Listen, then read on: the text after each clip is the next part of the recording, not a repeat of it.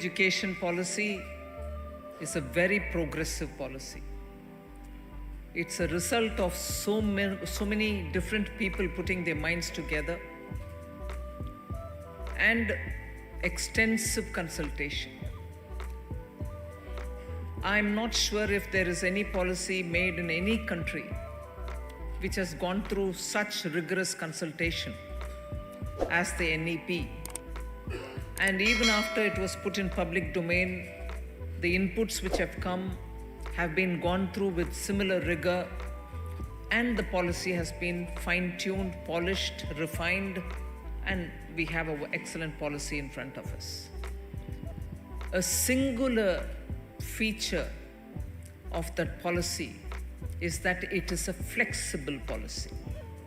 It's not something which Delhi decides and imposes on all the states. It's a broad framework. And then the states are left to adapt it according to their requirements.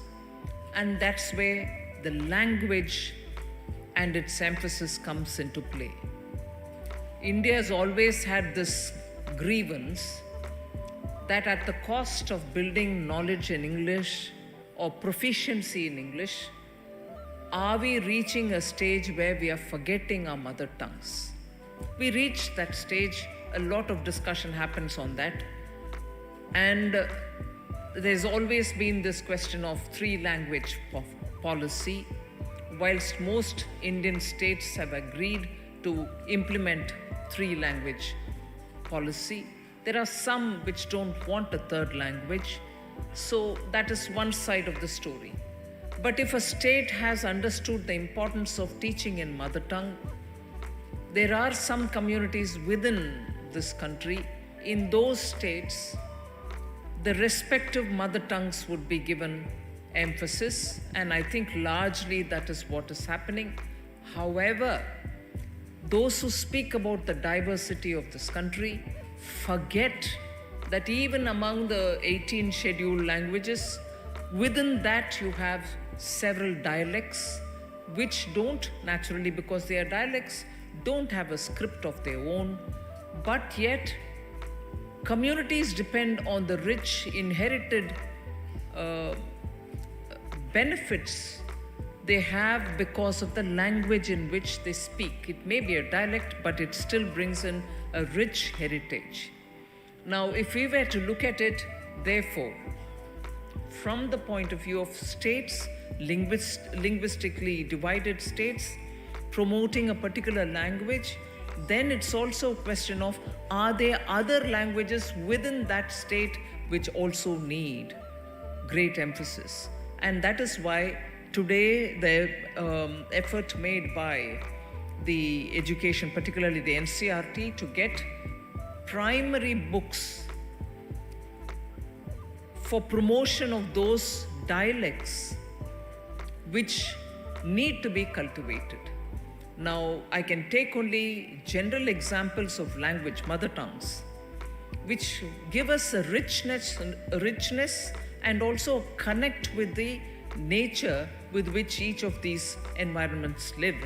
For instance, a person with Rajasthani as his language and the background with which Rajasthan is ordained or given its natural topography will have its own richness in its language as compared to, let's say, states like Orissa, states like Andhra Pradesh, and states like Tamil Nadu, which are on the coastal region with a lot of the sea and also rivers which are flowing into the sea.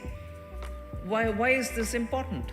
It is because the kind of idioms, the kind of expressions that you use, the kind of comparisons that you can make are all derived from nature-driven examples.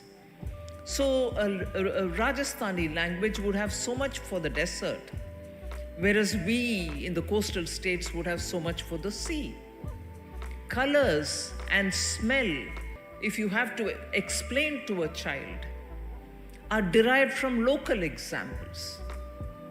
And therefore, it is important to have that rootedness, that connectedness to the nature, which is what we live with every day. And that gets pass through the filter of language. So the richness of thought really is strengthened by the mother tongue acquired from home, from school, and from your environment itself. And that's where the language and the need to have books which showcase the language and its own culture is important to start from school till such a time the child becomes a little young adult where other languages can be acquired.